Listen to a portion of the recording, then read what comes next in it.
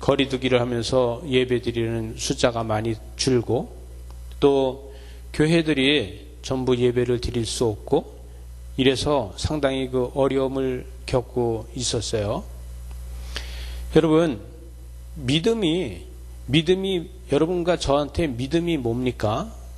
여러분, 이번에 코로나로 인해서 교회를 제대로 못 오고, 또 교회들이 덕이 안 되는 이런 일들이 있고, 그래서 상당히 여러분 부담스럽고 어려움이 있었습니다.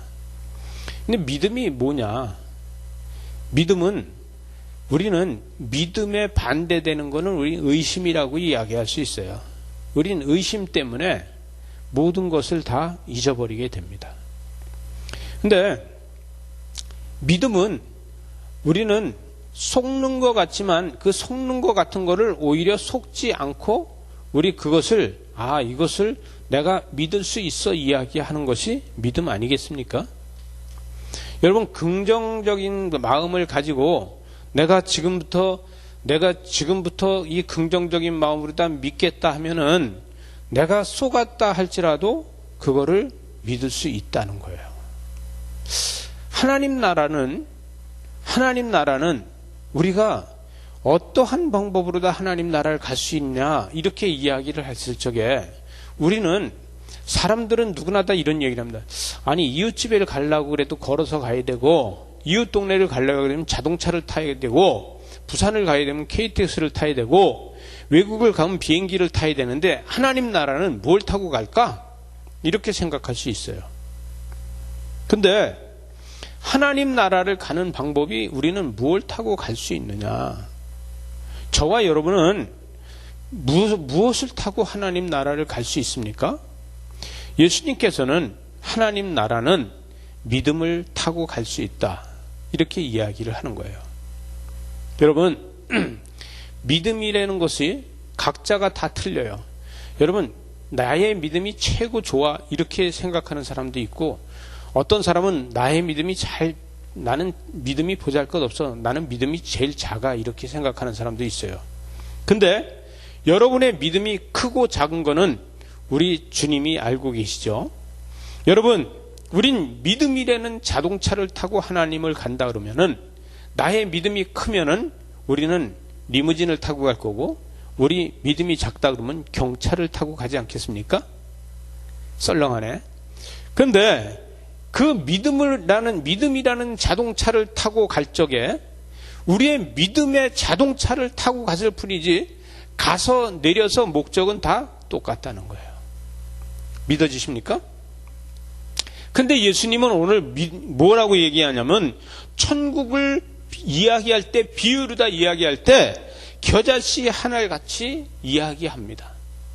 여러분, 겨자씨 하나가 땅에 심겨지면은 그게 자라나서 그게 싹이 나고 그 다음에 커서 거기 새들이 깃든다, 이렇게 얘기했는데, 여러분, 과거에 우리 목사님들이 이스라엘 가보지 않고 그런 목사님들이 얘기할 때 겨자씨가 큰 나무가 돼서 새들이 깃들고 새들이 집을 짓고 막 이렇게 이야기를 하잖아요. 근데 이 겨자씨는 우리가 제주도 가면 유채꽃 많이 보잖아요. 그 유채꽃하고 똑같은 게 겨자입니다.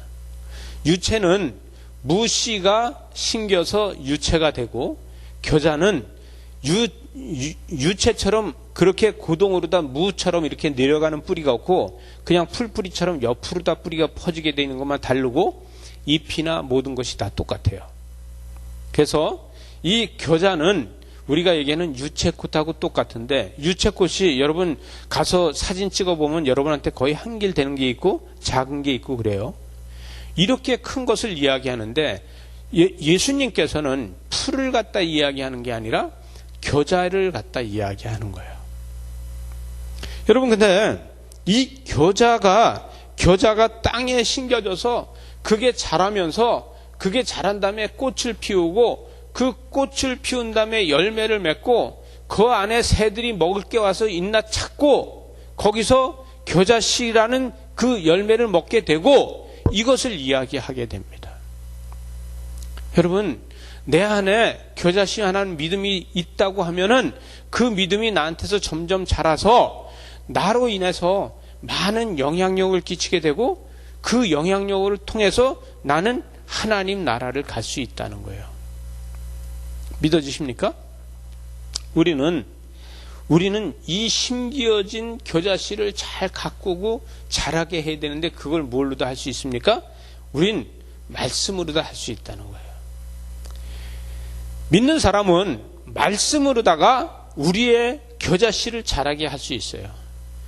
우리는 말씀으로다 우리의 믿음을 자라게 할 수 있고 기도로다 우리는 이 믿음을 자라게 할 수 있고 우리 속에 있는 믿음이 크면 클수록 다른 사람들이 나를 존경하게 됩니다. 우리는 지식이 많아서가 아니고 우리는 남보다 똑똑해서가 아니고 우리는 남보다 잘나서가 아니라 여러분 어떤 사람을 주변에서 보게 되면 야가 빠졌어 이렇게 이야기하는 사람이 있어요. 여러분 야가 빠졌다는 얘기는 지혜가 있다는 게 아니에요. 자기 유익을 위해서 얼마나 물불을 안 가리고 얼마나 자기 이익을 위해서 그 남들한테 체면을 다 구겨가면서도 야가 빠졌어 이렇게 이야기하잖아요. 또 하나는 예수 믿는 사람들 보고 야가 빠졌어 이렇게 말하는 게 있어요. 아우 야가 빠졌어. 그건 뭐예요? 질투로다 하는 말이에요. 예수 믿는 사람이 하나님의 지혜를 가지고 어떤 일을 했을 적에 자기가 그 지혜가 없을 적에 야가 빠졌어 이렇게 이야기해요. 우리는 하나님이 주시는 지혜로다가 내가 그 지혜를 사용하고 다른 사람들한테도 그 지혜를 흘려보낼 수 있는 게 중요합니다.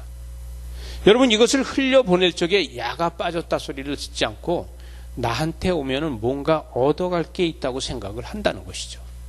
그래서 우리는 하나님이 나한테 주시는 지혜를 흘려보낼 수 있어야 돼요. 여러분 나는 이 겨자씨를 비유를 이거를 묵상하면서 난 우리나라를 한번 생각해 봐요. 우리나라는 과거에 정말 벌어먹고 살기 어려운 나라 중에 하나 아닙니까? 그런데 1950년 6월 25일에 6.25 동란이 일어났어요. 6.25 동란이 일어나가지고 6.25 전쟁이 3년 동안 계속됩니다.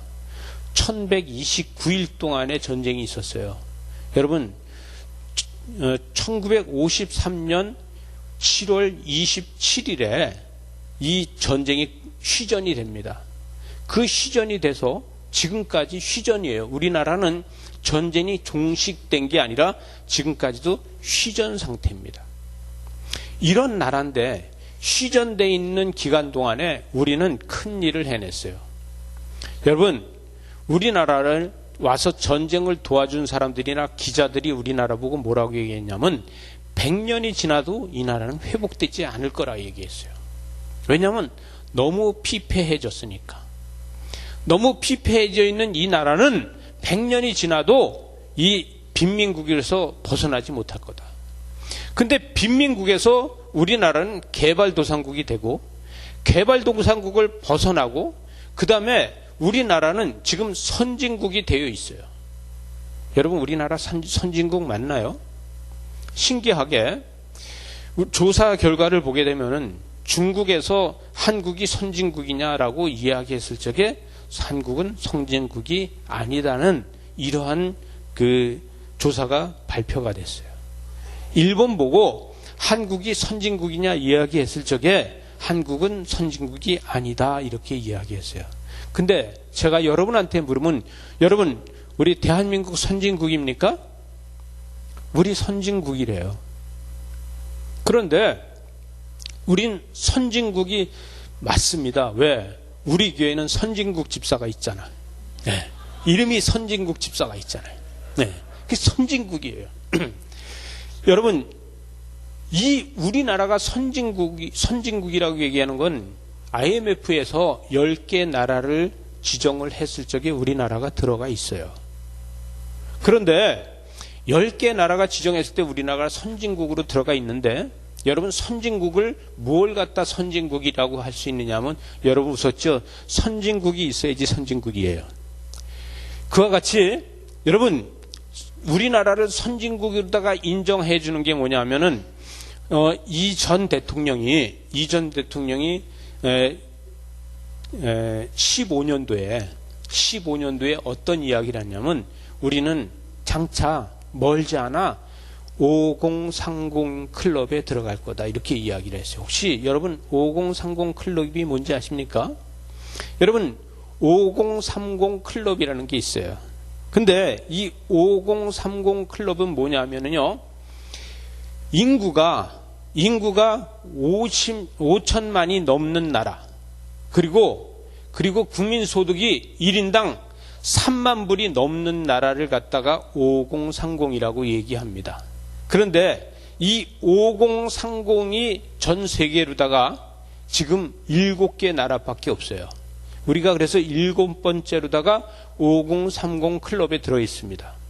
이게 우리가 2018년에 5030 클럽에 들어가 있어요.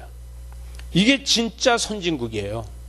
여러분, 인구가 500만 밖에 안 되고 400만 밖에 안 되는데 자기네 소득이 5만 불이 됐다고 해서 선진국이 되는 것이 아니라 지금 5030 클럽에 들어가 있는 나라들은 다 제조서부터 유통서부터 모든 게 완벽하게 돼 있는 나라들을 이야기하는 겁니다. 석유 산유국이라고 해서 석유만 많이 나와서 그것이 5030이 돼서 선진국이라고 얘기하잖아요. 석유가 많이 나오는 부자 나라라고 이야기하지 선진국이라고 이야기하지 않는다는 거예요. 그런데 선진국은 우리가 7번째로 들어갔어요. 우리보다 먼저 들어간 게 이탈리아가 우리보다 먼저 들어가고, 이탈리아가 지금 4만 불이니까 우리나라가 3만 불로다 7번째로 들어가 있는 나라예요. 그런데도 중국에서도 우리를 선진국이라고 부르지 않고 일본에서도 우리나라를 선진국이라고 부르지 않아요. 왜? 여러분, 중국은 제조국가로서 어마어마하게 많은 수출을 하고 하는데 인구 비례로 봤을 적에요, 1인당 국민 소득이 낮아요. 그래서 선진국이 아니에요. 인구도 5천만이 넘어요. 그런데 1인당 국민 소득이 그렇게 안 돼요. 이 1인당 국민 소득이 3만 불이 넘는 나라가 바로 5천만이 넘는 나라가, 예를 들어서 노르웨이 10만 불이 돼요. 10만 불이 돼도 인구가 500만 밖에 안 돼요. 스웨덴이 7만 불이 돼도 인구가 800만 밖에 안 돼요. 이러다 보니까 안 되는 거예요. 여러분, 북유럽이 잘 산다고 해도 안 되는 거예요. 이게 선진국이라고 얘기할 수 없는 거예요.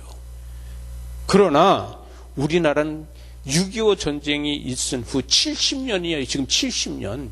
그런데 이 70년에 우리는 당당하게 세계의 5030 클럽 안에 우리가 들어가 있다는 거예요. 이게 자부심이에요. 우리의 자부심이. 여러분, 우린 이 5030 클럽에 들어있는데 지금 우리가 무엇 때문에 어렵냐면 코로나 때문에 어려워요. 여러분, 이 코로나가 대한민국을 다시 먹여 살리는 일을 만들어 줄 겁니다. 마스크 쓰고 있으니까 아멘도 안 해.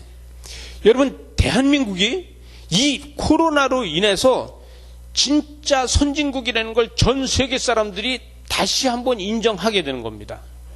우리 국민들이 지식 수준이 높고 우리 국민성이 얼마나 위대한가를 전 세계 사람들이 다시 알게 되는 거예요. 여러분, 다른 나라들은 구테타를 일으켜서 대통령을 죽이고 대통령을 감옥에 집어넣고 해요. 그런데 우리는요, 태극기하고 촛불로다가 대통령을 감옥에 보내는 나라예요. 여러분, 총과 칼로다가도 못하는 거를 우린 촛불하고 태극기가 결론은 대통령을 감옥에 갖다 집어넣는 이런 나라예요. 이 나라는 여러분, 지금 코로나가 전 세계로 퍼져나가 있어도 여러분, 우리 코로나를 지금 종식시키기 위해서 온 국민이 거리두기를 하고 교회들도 여기 참여를 하고 모든 것을 같이 동참을 해주고 있어요. 이렇게 하면서 우린 코로나 종식을 시키면서 전 세계 사람들이 우리나라를 다시 진짜 선진국이라는 것을 보여주고 있어요. 죄송한데 중국이 지금 코로나가 거의 종식이 됐다고 하는데 저와 여러분이 생각할 때는 중국이 종식됐다고 봅니까? 안 봐요. 그리고 또 그 중국이라는 나라는 사회주의 국가다 보니까 1인 독재로다가 명령하면 따라야 돼요. 여러분, 일본이 코로나가 종식됐다고 여러분이 봅니까? 안 봐요. 그러면 지금 우리나라에 코로나 지금 이 9천 명이 넘는 게 이게 사실적으로다가 우리는 이게 투명하게 되어 있다고 보고 있습니까? 다 보고 있어요. 전 세계 사람들이 이걸 다 보고 있어요.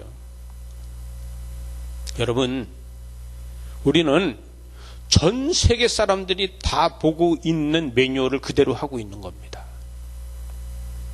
이렇게 하는 이것이 바로 5030 클럽에 들어있는 이 위상을 우리가 올리고 있는 거예요. 5030 클럽을 만들어서 이 7개 나라가 들어있으니까 7개 나라가 G7을 한번 하자 그랬는데 다른 나라들이 질투하잖아요.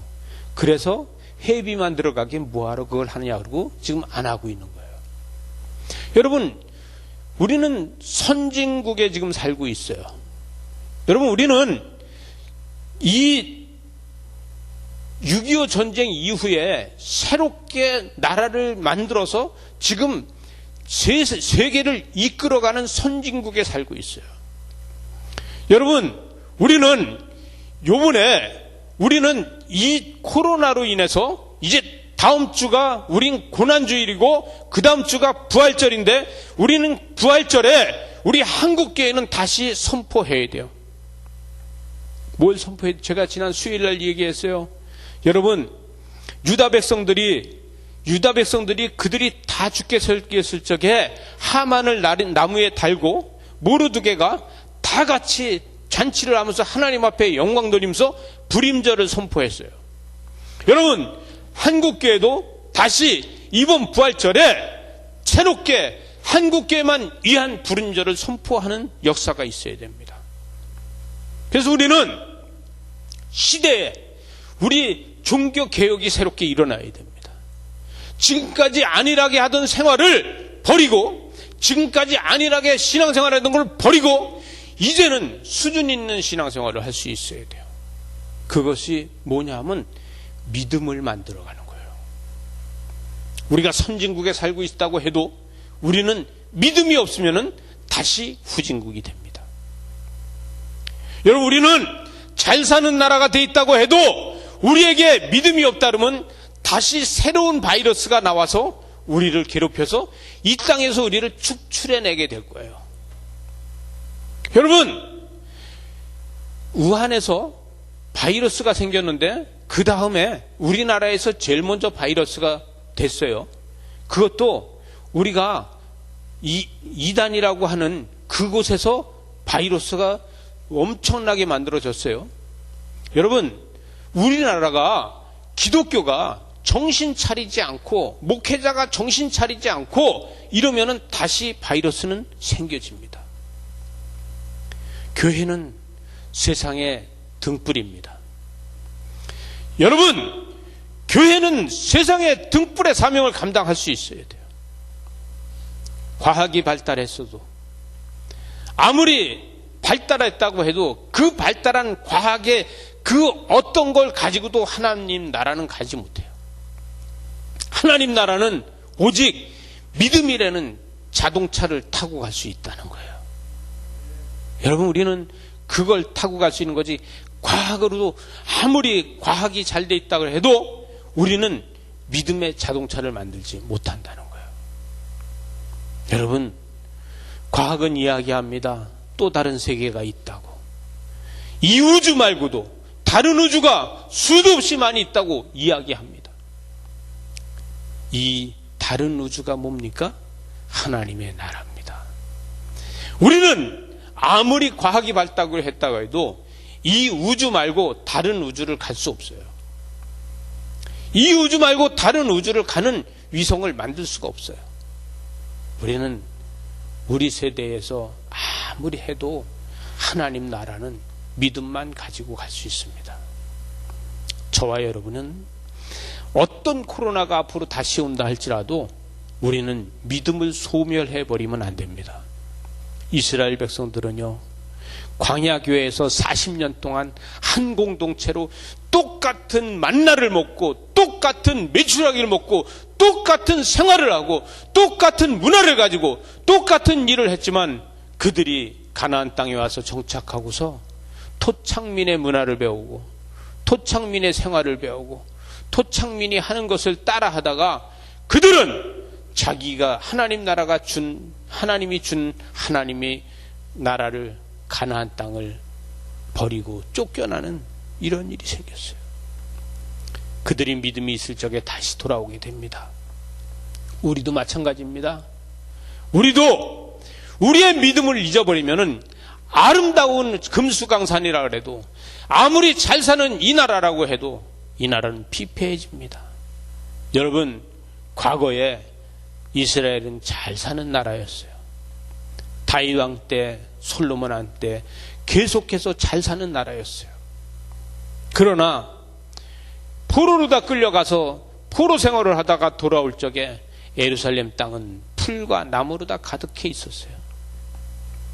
여호와 승냥이가 굴러 뛰어다니는 그런 지역이 됐어요. 우리가 아무리 잘 사는 나라고 아무리 잘한다 그래도 하나님께서 이 나라를 버리시면은 이 땅은 우리를 토해낼 수밖에 없습니다. 여러분, 우리는 우리의 후세대를 위해서 우리는 기도해야 됩니다. 여러분, 우리의 자녀들이 하나님 앞에서 떠나지 않도록 우리는 기도해야 됩니다. 그래서 이 땅에서 영원히 살 수 있도록 만들어줘야 돼요. 여러분, 제가 이야기했습니다. 우리는 전쟁이 끝난 게 아니고 휴전이라고. 휴전인 이 나라에 이렇게 잘 사는 나라로다 만들어준 것도 하나님이 하셨습니다. 우리는 이것을 지키는 것도 우리가 해야 됩니다. 여러분, 하나님께서는 이 나라의 전쟁을 종식시키지 않고 휴전으로다가 놔두고 있다는 거예요. 언제고 하나님의 백성들이 하나님을 떠나면 전쟁은 다시 될 겁니다. 여러분, 어떻게 보면 무서운 거예요. 우리는 하나님을 떠나지 않아서 전쟁이 종식되고 이 땅에 아름다운 평화가 계속해서 이루어져야 됩니다. 이것을 위해서 우리는 기도하는 사람이어야 돼요. 기도가 안 나옵니까? 감사하십시오. 기도가 안 됩니까? 우리는 하나님 앞에 감사의 조건들을 찾아가야 됩니다. 왜? 내 마음에 불평이 있고 내 마음에 요구치가 맞지 않으면은 나는 기도가 되질 않아요. 내가 바라는 이상이 틀리면은 나는 기도가 되지 않아요. 내가 생각하는 거하고 맞지 않으면 기도가 되지 않아요. 그러나 우리는 말씀을 맞추어서 가다 보면 감사가 나오고, 십자가 밑에서 십자가를 쳐다보면은 우리는 기도가 나올 수 있습니다. 저와 여러분요, 그것을 버리면 안 됩니다. 우리나라는 예수를 믿는 사람이나 예수를 믿지 않는 사람이냐 1129일 동안의 전쟁이 있었다는 것을 잊지 말아야 돼요. 이 땅이 화약으로다가 피폐해졌던 것을 잊지 말아야 돼요. 그러나 그 모든 것들이 전쟁의 종식도 우리가 했습니까? 인천 상륙작전으로다가 됐다고 하죠. 여러분, 일제 36년이 우리가 해방이 우리가 했습니까? 우리가 하지 않았는데도 했지 않습니까? 모든 것은 하나님께서 한다는 것을 믿을 수 있어야 됩니다. 우연의 일치입니까? 아닙니다. 우연으로 다 되는 일입니까? 아닙니다. 만약에 그런 일이 우연이라 그러면 우리나라가 선진국이 된 것도 우연으로 된 것밖에 아니에요. 그러나 지금까지 우리의 선배들이, 우리의 선조들이 새벽마다 불을 밝히며 기도한 것이 있기 때문에 우리나라는 지금에 이르렀습니다. 여러분, 이 코로나가 종식으로 우린 새롭게 각성해 나가야 됩니다. 우린 새롭게 기도하면서 하나님 앞에 기도로다 나아가야 됩니다. 평안을 찾습니까? 행복을 찾습니까? 안위함을 찾습니까? 우리가 제일 할 수 있는 게 뭐냐? 우리는 기도밖에 없다는 거예요. 저와 여러분이 하나님 앞에 기도하면서 내가 무슨 기도를 할지 모르는데 그럴 적에 나의 마음에서 내 진정으로 나는 주님을 사랑합니다. 나는 하나님을 사랑합니다. 이렇게 말할 수 있는 신앙 고백이 기도입니다. 저와 여러분은 입술에서 하나님 사랑합니다, 주님 사랑합니다라는 이 언어를 버리지 않는 저와 여러분 되시기 바랍니다. 겨자씨를 싹을 내고 겨자씨가 자라게 하고 겨자씨가 열매를 맺게 하고 겨자씨가 새들이 와서 깃들게 하는 것은 내가 주님 사랑합니다, 하나님 사랑합니다라고 고백할 적에 우리의 씨앗은 싹이 나고 자라게 될 것입니다. 여러분, 모든 식물은 수분을 먹고 살죠. 내 안의 겨자씨는 나의 믿음을 먹고 삽니다. 하나님의 사랑을 먹고 삽니다. 여러분의 겨자씨를 키워가는 저와 여러분 되시기 바랍니다. 기도하시겠습니다.